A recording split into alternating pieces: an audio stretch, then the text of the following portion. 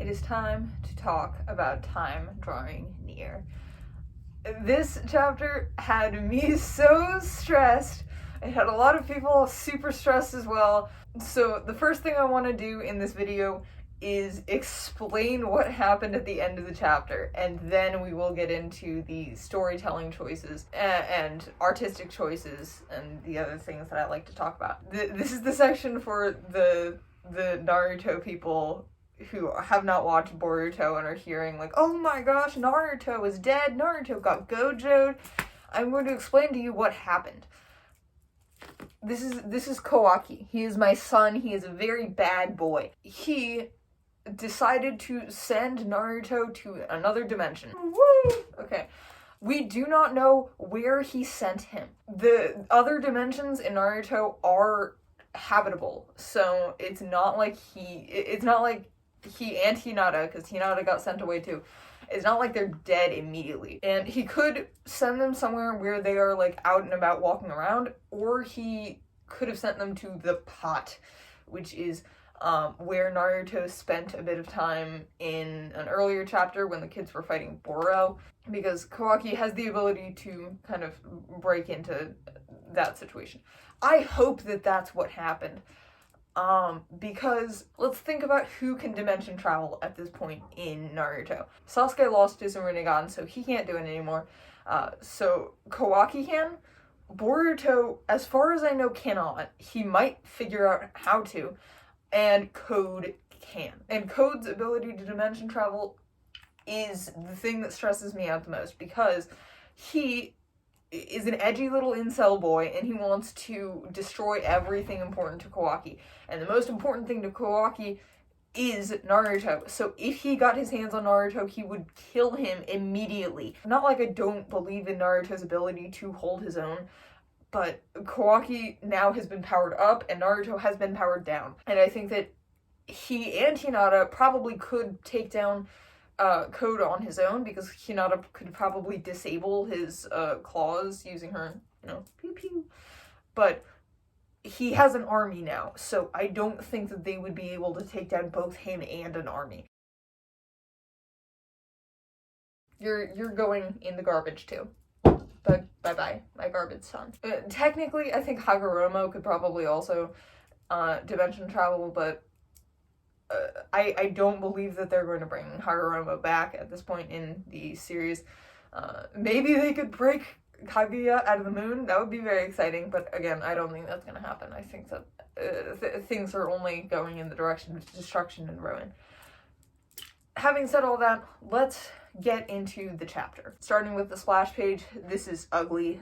My grandpa was a photographer, and he used to, if people were like lifting their heads and he could see their nostrils and he was going to take a picture of them, he would make them put their heads down so that their nostrils would not be visible in the picture. And that's what we needed for this splash page, because I do not like the way this looks at all. So we enter. Kawaki is about to beat up Boruto. He does not believe that it's hard to tell what he is thinking right now, because he hears Boruto. He understands that Boruto is a different person than Momoshiki in this moment, because he says, I ain't asking you. Hey, you can hear me, right? Talking to the different person, Momoshiki. He doesn't seem to care that they are still different people.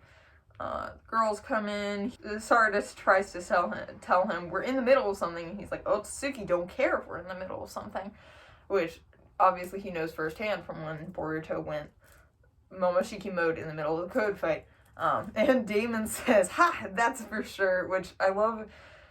The amount of times in this arc where Damon has, like, not had any understanding of what's going on and just waited for the time where he hears something that he understands and then interjects. And that's when Shikamaru intervenes, and he says, think about how Naruto would feel about this. You don't want to make him feel that way again. And he says, calm down and really ponder what it is you actually need to do, which makes me scream. A lot of this, like, I've never thought about the relationship between Shikamaru and Kawaki until this point, and I'll get into it at the end. if I remember, but oh my gosh, they've got a lot going on here. So that makes Kawaki release Boruto, and he pulls a skeleton, if it sucks, hit to bricks, and says, I'm gonna run a minor errand. Boruto tries to stop him, and he shrinks real small and runs away. And then Ida decides, well, if he can leave, I'm gonna leave also, because she is hilarious. There is no background in this panel, despite there being background in the previous panels, which I don't think is cute. I can see why they don't do it in some of the panels where there is just a lot of like speech bubbles going on, but this feels quite a bit empty on a page where there is only background in 2 panels, 2 out of 5. She says, "Let's go girls," too, which is I like it very much. And then she threatens Boruto because that's what the cyborg siblings do. They hate to see people controlling them in any way at all. I'm not going to be psychoanalyzing that. I do think that they're being jerks even if they have trauma associated with people telling them what to do. Yes, there might be trauma associated with people telling them what to do because it does not seem like the powers that they were given consensually, but it is a little bit annoying to see that repeated. And then there is this scene in the other world where we see Bug just drinking down his body weight in alcohol. And we get this very nice perspective in this drawing of Bug just reclining there with his booze, looking out over this just grotesque battlefield of blind infants walking around being creepy. This one has fingerless gloves. Oh, they both do. Good for them. They can have a little bit of fashion. Oh my gosh. And now we get to talk about how it's called claw grime, which is disgusting, but very in character for Code.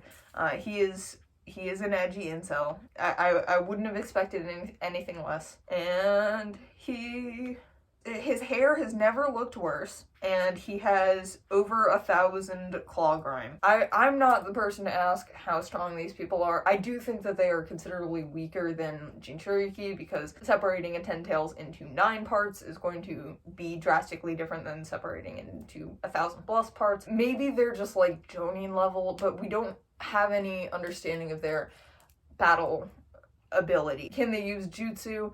Can they like teleport in and out of each other? Do they have any martial arts abilities? We had Kakuzu's mask beasts that were able to use jutsu but also able to just like, you know, fight people. So who knows what we can expect from the claw grime. And here we have Ida doing her job.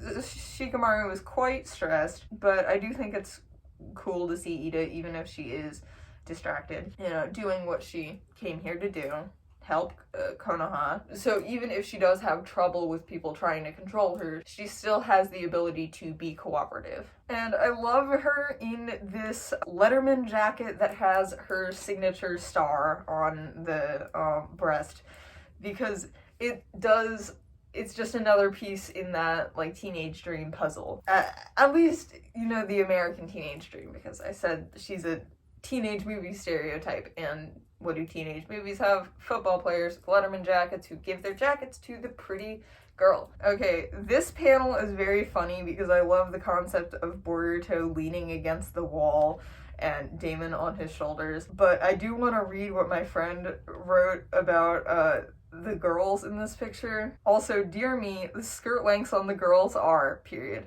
I understand what the Boruto anime had to do.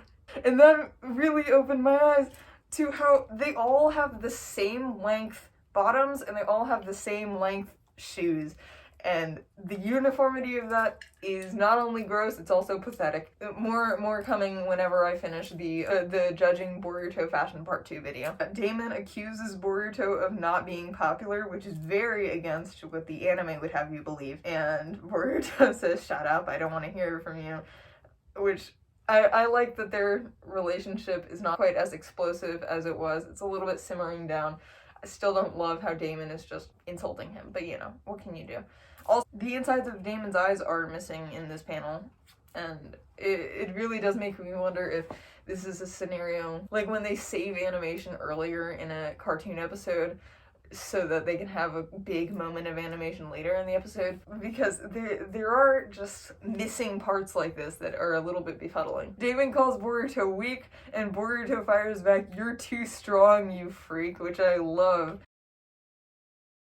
And then the best moment in this entire chapter, he meets Himawari. This panel right here makes me think that Damon has never met a single person his age, possibly in his life, but definitely in his life post joining Kara or interacting with Amato. So it's very possible he never went to preschool. It's funny that Damon is a very expressive character, but this chapter is the most expressive that he's ever been. Maybe I'm just thinking that because these are expressions that we haven't seen before for him, but I do love what we're getting here. And his eyes have never been more Yu-Gi-Oh than they are in this chapter.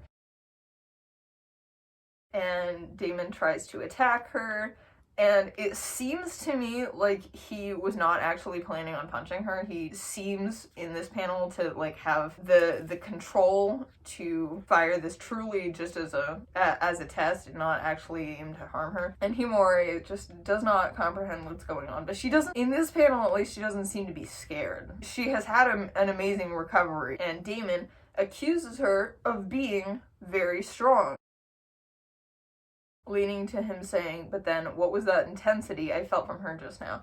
And this is a very advanced sentence for someone his age. I was talking about this last video about how they kind of just have Damon say whatever the plot needs him to say. But I want to point out that he ends his sentence with "just now," which is a thing that Boruto does. And I think that it would be so cute if he was truly mirroring Boruto.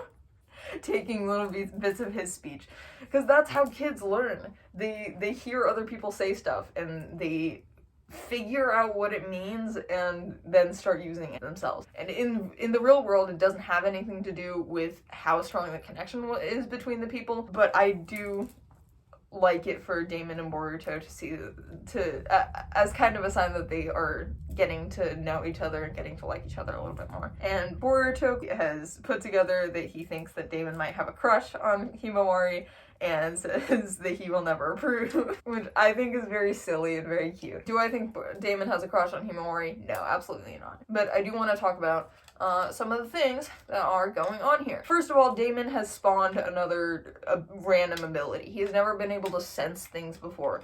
At least, not that I can recall. Second, let's talk about what I think is going on with Himawari.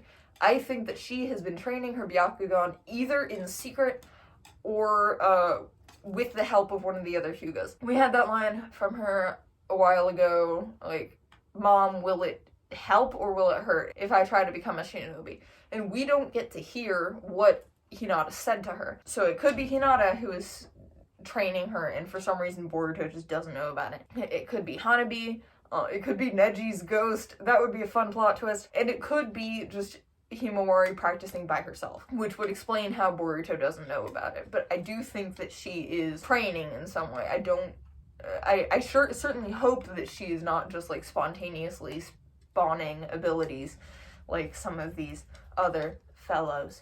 But we cannot have everything. Okay, now we get to the last scene. I love that the Naruhinas get a little something. We get to have Naruto and Hinata making dinner together, setting the table. I'm not that big into Naruhina myself, but it's nice to see them having nice things. And then Kawaki shows Naruto senses that something is wrong. He tells him to stop saying that he's grateful to him, but I think that is him saying, I don't know what direction you're taking this in, and I'm afraid to know, so let's just stop this before it starts. Kawaki truly says, "You breathed life into me," and Naruto tries to assert, "You were a human before I did anything for you.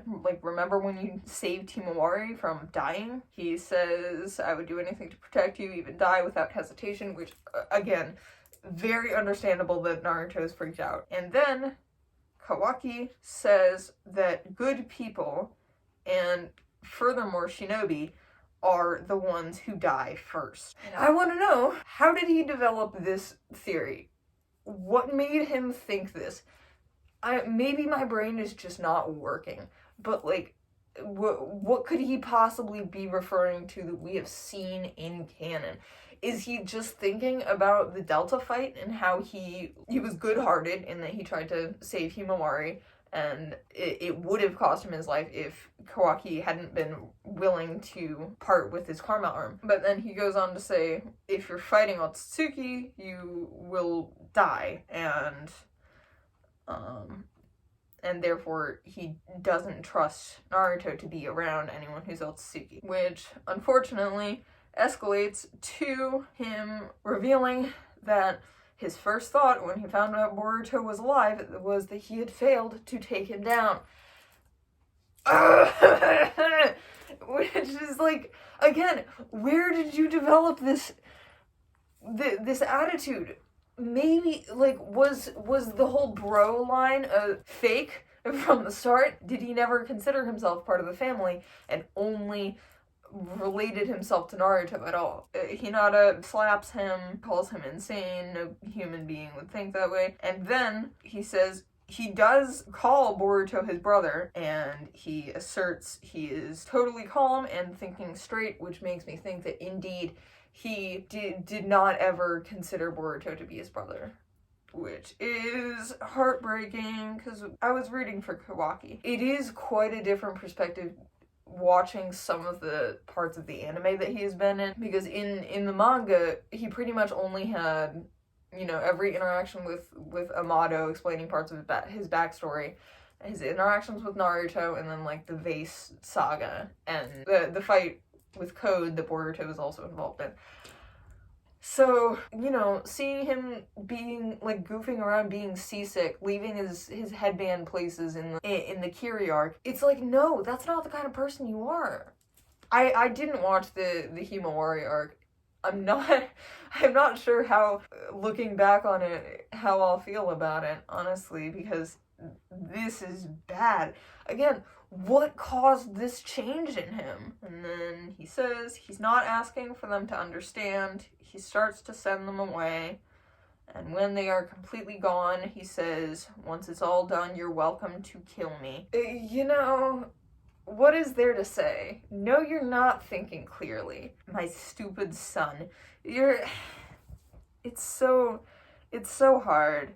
He just has the worst daddy issues on the planet. I don't know how this is gonna get fixed. You know what? At least we got the boys out of the house. We got a mall shopping trip with Ida.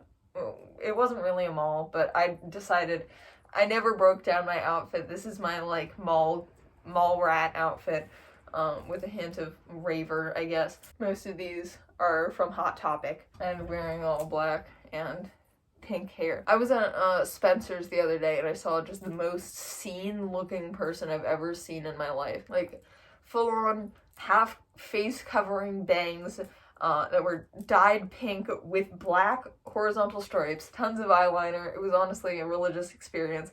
Anyway, and we got Damon meeting Himawari. And honestly, maybe if Damon and Himawari team up, they'll be able to take down Kawaki. But, you know, we have that part at the beginning where Kawaki and Boruto are going to have some kind of culmination match, and we have this future as foretold by Momoshiki. We still don't know what Ida's powers are, even though Momoshiki does. I am inclined to believe what people are saying about, oh, the time skip is coming up. But what's going to happen before then, I do not have the imagination to figure it out. Oh yeah, Shikamaru. So, what kind of tears me apart about this is that Shikamaru was right this whole time. He is going to have a terrible, terrible time with all of this, because he trusted Naruto to believe in the goodness of this little boy, and now I'm not sure if he's ever going to trust Naruto again. He's certainly going to be out for blood with Kawaki, which hopefully doesn't cost him too much. Maybe Shikamaru and Temari team up to take him down, maybe perhaps. Definitely not. I don't know what else there is to say. I guess I'll see you next month.